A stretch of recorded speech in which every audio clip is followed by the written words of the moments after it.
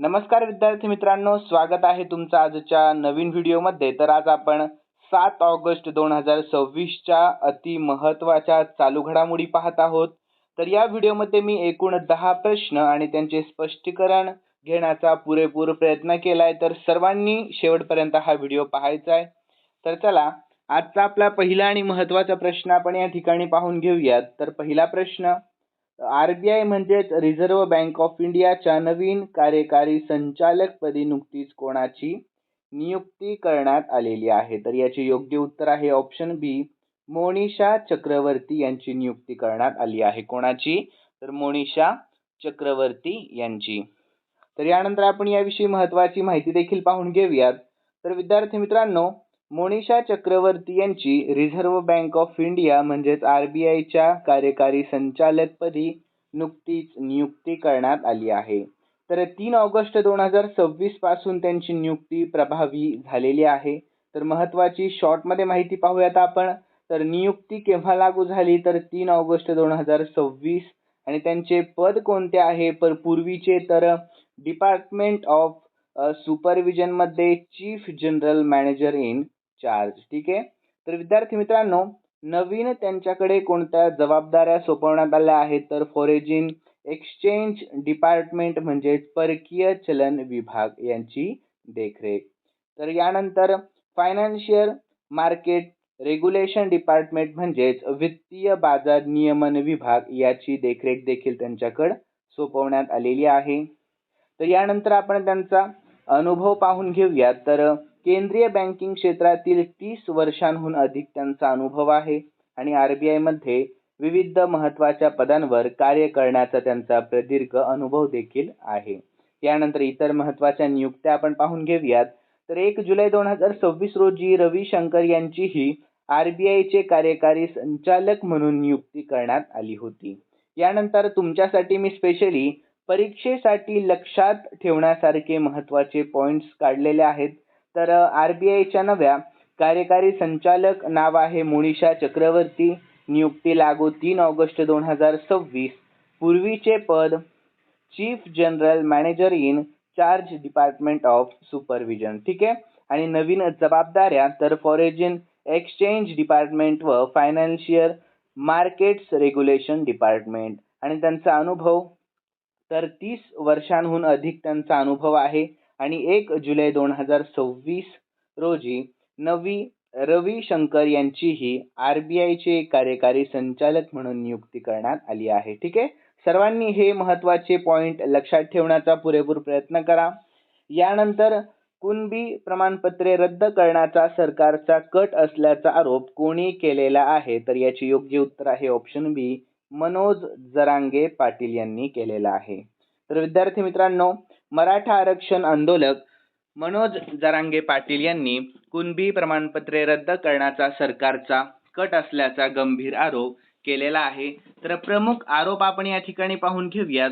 तर मराठवाड्यामध्ये कुणबी प्रमाणपत्र मिळालेल्या काही व्यक्तींचे दाखले जात पडताळणी समितीने अवैध ठरवून रद्द केल्याचा दावा त्यांनी केला आहे।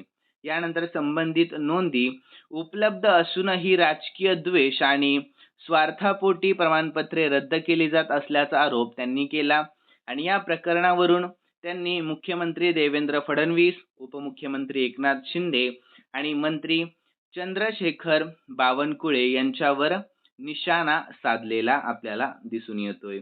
यानंतर तिसरा प्रश्न, तर महिलांच्या नेतृत्वाखाली वितरित नवीनीकरणीय ऊर्जा धोरण स्वीकारणारे आपल्या भारतातील पहिले राज्य कोणते राज्य ठरले आहे? ठीक आहे। खूप महत्त्वाचा प्रश्न आहे। तर विद्यार्थी मित्रांनो, सर्वांनी शेवटपर्यंत व्हिडिओ पाहण्याचा प्रयत्न करा। तर याचे योग्य उत्तर आहे ऑप्शन सी, छत्तीसगड। हे कोणते? तर छत्तीसगड। तर यानंतर आपण याविषयी महत्त्वाची माहिती देखील पाहून घेऊयात। तर woman led distributed renewable energy policy म्हणजेच महिलांच्या नेतृत्वाखालील विकेंद्रित नवीकरणीय ऊर्जा धोरण स्वीकारणारे छत्तीसगड हे आपल्या भारतातील पहिले राज्य ठरले आहे। तर या धोरणाअंतर्गत राज्य सरकारने दीप्ती ही नाविन्यपूर्ण योजना सुरू केली आहे। तर विद्यार्थी मित्रांनो, दीप्ती म्हणजे काय, तर दीप्तीचा लॉंग फॉर्म सर्वांनी लक्षात ठेवा. तर दीप्तीचा decentralised woman employment on energy and policy for transformative inclusion. ठीक आहे. यानंतर म्हणजे काय, तर ऊर्जा क्षेत्रातील विकेंद्रीकृत महिला सक्षमीकरण आणि परिवर्तनात्मक समावेशासाठी धोरण. यानंतर विद्यार्थी मित्रांनो, या योजनेचा मुख्य उद्देश काय आहे, तर महिला सेल्फ हेल्प ग्रुप्स म्हणजे SHGS स्वयं सहाय्यता गटांना सौर ऊर्जा क्षेत्रामध्ये सक्षम करणे आणि महिलांना विक्रेता, तांत्रिक, तंत्रज्ञ, उद्योजक व सेवा प्रदाता म्हणून संधी उपलब्ध करून देणे. तर सोलार दीदी उपक्रम लक्षात ठेवा. यानंतर विद्यार्थी मित्रांनो, आपण पुढील माहिती पाहून घेऊया. तर ग्रामीण भागातील महिलांना रूफटॉप सोलार म्हणजे छतावरील सौर ऊर्जा प्रणाली बसविण्याचे तांत्रिक प्रशिक्षण दिले जाते आणि प्रशिक्षण घेतलेल्या महिलांना सोलार दीदी म्हणून तयार केले जाते. आणि आगामी 5 वर्षांचे लक्ष्य देखील आपण या ठिकाणी पाहून घेऊयात. तर 5,000 वुमन लेड सोलार एंटरप्राइजेस म्हणजे 5,000 महिला नेतृत्वाखालील सौर उद्योग निर्माण करणे आणि 50,000 ग्रीन जॉब्स म्हणजे 50,000 हरित रोजगार निर्माण करणे.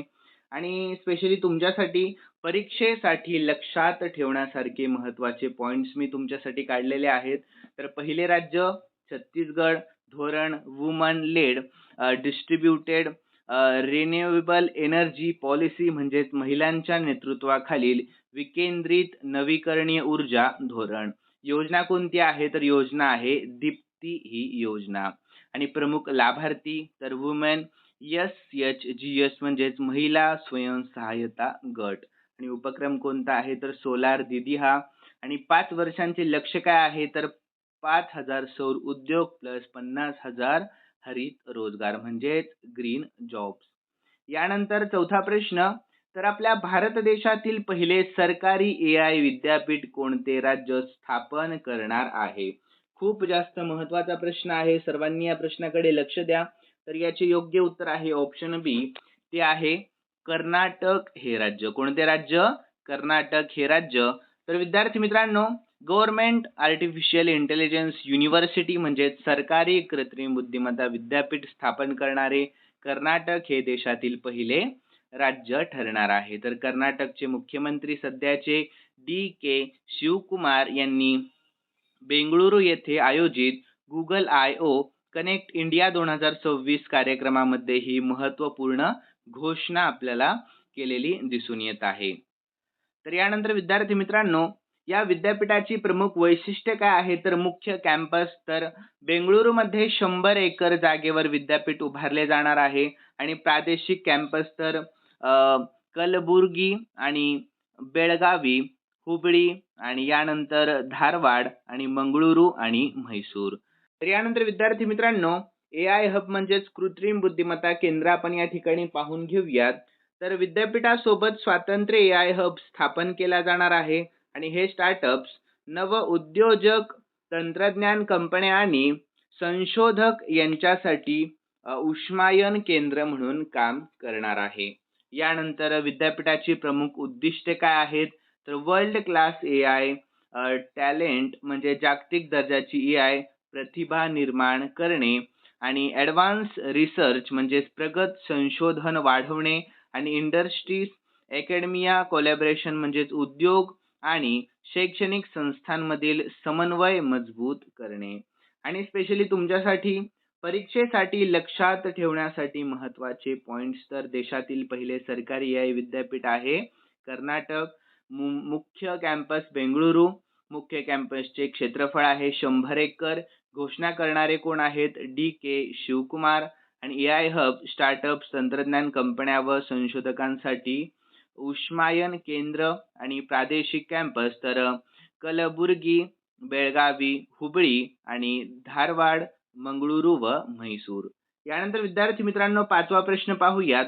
राष्ट्रीय कृषी विकास योजनेच्या निधीच्या वापरामध्ये कोणते राज्य प्रथम क्रमांकावर आहे. तर ते कोणते राज्य असणार आहे, त्याचे योग्य उत्तर आहे ऑप्शन बी, ते आहे आपले महाराष्ट्र राज्य. कोणते राज्य आपले? महाराष्ट्र राज्य आहे ते. तर विद्यार्थी मित्रांनो, राष्ट्रीय कृषी विकास योजना अंतर्गत मिळालेल्या निधीचा 75% पेक्षा जास्त प्रभावी व वेळेमध्ये वापर करून दुसऱ्या हप्त्यासाठी पात्र ठरणारे महाराष्ट्र हे देशातील पहिले राज्य ठरले आहे. तर महत्त्वाचे पॉइंट्स पाहूयात. तर पहिले राज्य महाराष्ट्र. निकष: पहिल्या हप्त्यातील 75,000 पेक्षा जास्त निधीचा प्रभावी आणि वेळेत वापर. आणि दुसरा हप्ता आपल्या महाराष्ट्राला 335 कोटी निधी मिळणार आहे आणि पहिल्या हप्त्यामध्ये मिळालेल्या निधीपैकी मोठा हिस्सा आपल्या महाराष्ट्राने यशस्वीपणे खर्च केलेला आपल्याला दिसून येतोय. यानंतर विद्यार्थी मित्रांनो, स्पेशली परीक्षेसाठी लक्षात ठेवण्याचे महत्त्वाचे पॉइंट्स तर RKVY राष्ट्रीय कृषी विकास योजना लक्षात ठेवा. तर 75% पेक्षा जास्त निधीचा प्रभावी वापर करून दुसऱ्या क्रमांकावर हप्त्यासाठी पात्र ठरलेले राज्य आहे आपले महाराष्ट्र राज्य आणि दुसऱ्या हप्त्याचा निधी आहे एकूण 335 कोटी रुपये. यानंतर 6वा प्रश्न, तर 13वी ब्रिक्स शिक्षण मंत्री बैठक 2026 कोठे आयोजित करण्यात नुकतीच आलेली आहे. तर याचे योग्य उत्तर आहे ऑप्शन सी, भुवनेश्वर या ठिकाणी. कोठे करण्यात आलेली आहे?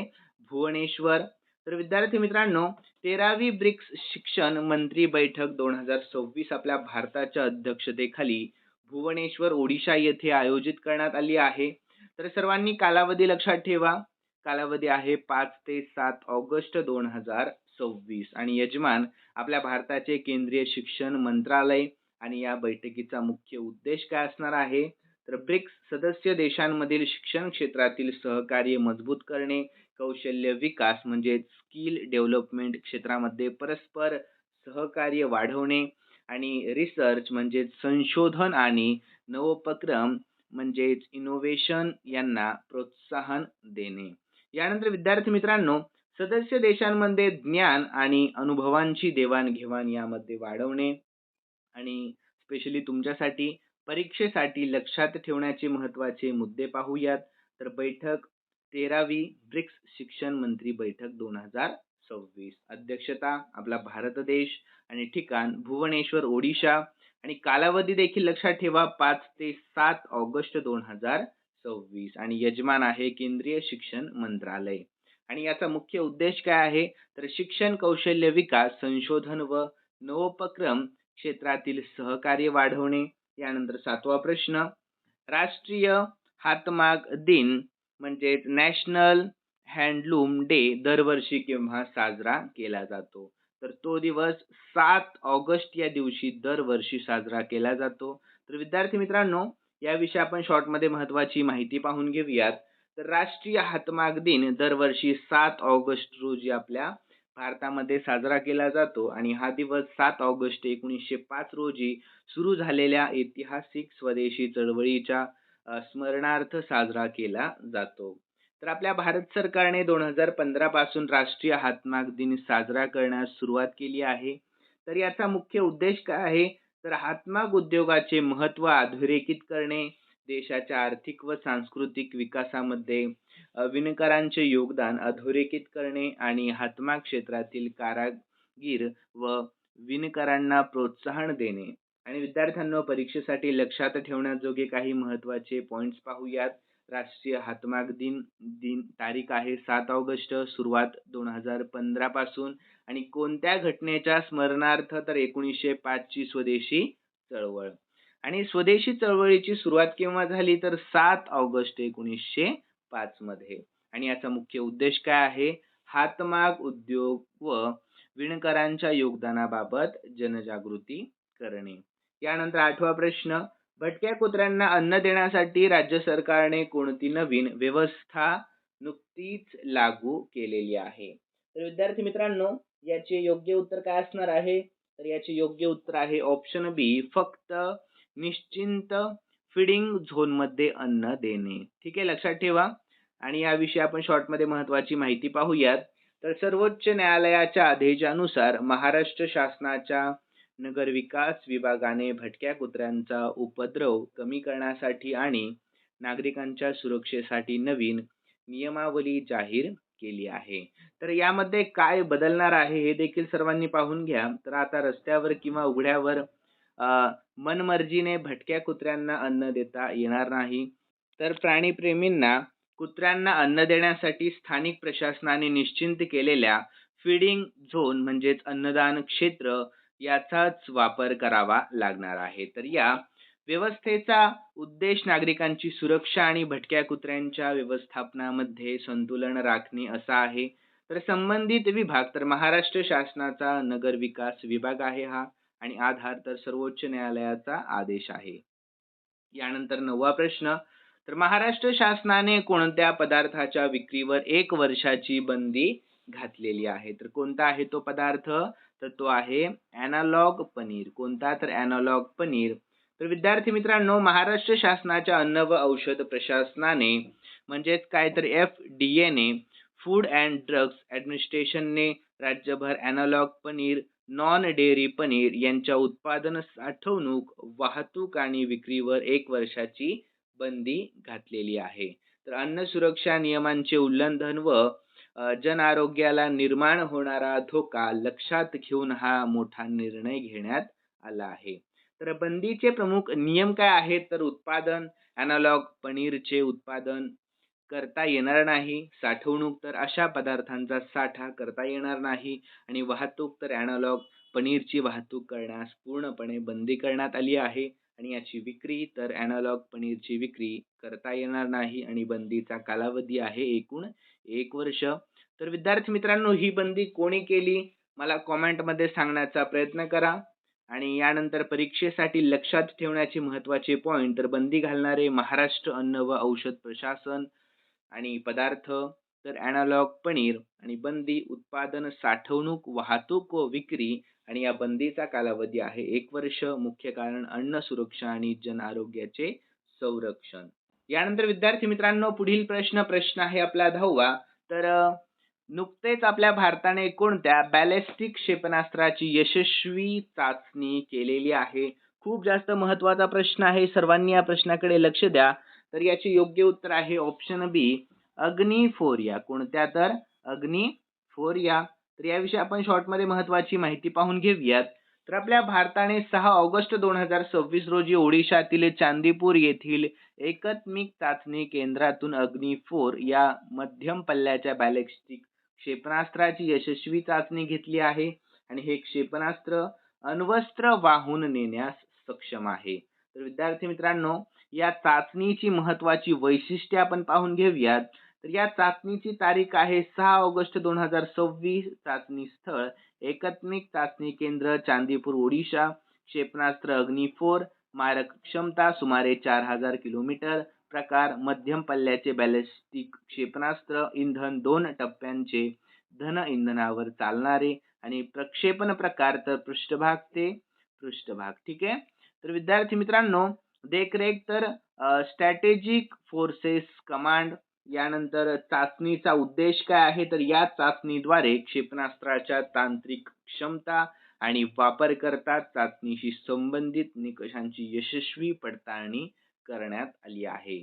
आणि स्पेशली तुमच्यासाठी परीक्षेसाठी लक्षात ठेवण्याचे महत्त्वाचे पॉइंट देखील पाहूयात. तर अग्नी 4 ची चाचणी 6 ऑगस्ट 2026 रोजी झाली. चाचणी स्थळ चांदीपूर ओडिशा.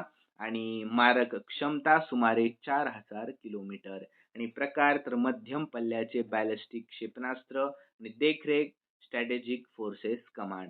तर स्पेशली विद्यार्थी मित्रांनो, परीक्षेसाठी लक्षात ठेवण्याचे जे मुद्दे मी तुम्हाला प्रश्नाच्या शेवटी देतोय, ते सर्वांनी लिहून ठेवण्याचा देखील प्रयत्न करा. खूप महत्त्वाचे मुद्दे आहेत. यानंतर 11वा आणि शेवटचा प्रश्न. आज एक प्रश्न मी एक्स्ट्रा घेतलाय कारण महत्त्वाचा प्रश्न आहे. तर नुकतेच हिप्पोकॅम्पस अमेंडा विन्सेंटी ही कोणत्या सागरी जीवाची नवीन प्रजाती शोधण्यात आलेली आहे? तर काय आहे त्याचे नाव? तर सी हॉर्स आहे. म्हणजेच काय? तर समुद्री घोडा. तर विद्यार्थी मित्रांनो, तर हिप्पोकॅम्पस अमेंडा विन्सेंटी ही समुद्री घोड्याची म्हणजेच सी हॉर्सची नवीन प्रजाती असल्याचे संशोधकांनी जाहीर केले आहे. आणि ऑगस्ट 2026 मध्ये केरळ मत्स्य व महासागर अध्ययन विद्यापीठ मधील संशोधकांनी हिंदी महासागरामध्ये या नवीन काटेरी समुद्री घोड्याच्या प्रजातीचा शोध लावण्याची घोषणा केलेली आहे. तर शॉर्टमध्ये महत्त्वाची माहिती पाहूयात. नवीन प्रजाती कोणती आहे? तर हिप्पोकॅम्पस अमेंडा विन्सेंटी ही आहे आणि सामान्य नाव तर समुद्री घोडा आणि शोधाचे ठिकाण हिंदी महासागर. संशोधक संस्था आहे केरळ मत्स्य व महासागर अध्ययन विद्यापीठ. घोषणा ऑगस्ट 2026 आणि याची वैशिष्ट्य ही एक काटेरी समुद्री घोड्याची नवीन प्रजाती आहे. यानंतर विद्यार्थी मित्रांनो, परीक्षेसाठी लक्षात ठेवण्याचे मुद्दे: हिंदी महासागरामध्ये शोधलेली नवीन समुद्री घोड्याची प्रजाती हिप्पोकॅम्पस अमेंडा विन्सेंटी. शोधाची संबंधित संस्था KUFOS. जीव आहे समुद्री घोडा. यानंतर विद्यार्थी मित्रांनो, खालील प्रश्न मी स्पेशली तुमच्यासाठी ठेवलेला आहे आणि हा प्रश्न आपण काल झालेल्या चालू घडामोडीमध्ये पाहिला होता. खूप महत्त्वाचा प्रश्न आहे. शक्यतो सर्व विद्यार्थ्यांनी या प्रश्नाचे उत्तर मला आपल्या कॉमेंटमध्ये सांगण्याचा पुरेपूर प्रयत्न करायचा आहे. तर प्रश्न पाहून घेऊयात. तर नुकतेच आपल्या भारतातील 101वे आणि अरुणाचल प्रदेशमधील पहिले रामसर स्थळ कोणते ठरले आहे? तर याचे योग्य उत्तर तुम्हाला आपल्या कॉमेंटमध्ये कळवायचे आणि आजचा व्हिडिओ तुम्हाला कसा वाटला हे देखील सर्वांनी सांगायचा पुरेपूर प्रयत्न करायचा आहे. आणि विद्यार्थी मित्रांनो, या व्हिडिओचं लाईकचं टार्गेट मी फक्त आणि फक्त 200 लाईक ठेवलेलं आहे. किती? तर फक्त 200 लाईक. तर सर्वांनी 200 लाईक पूर्ण करा आणि तुमच्यासाठी मी आता उद्या नवीन चालू घडामोडीचे महत्त्वाचे प्रश्न घेऊन येतो. भेटूयात नवीन व्हिडिओमध्ये. धन्यवाद.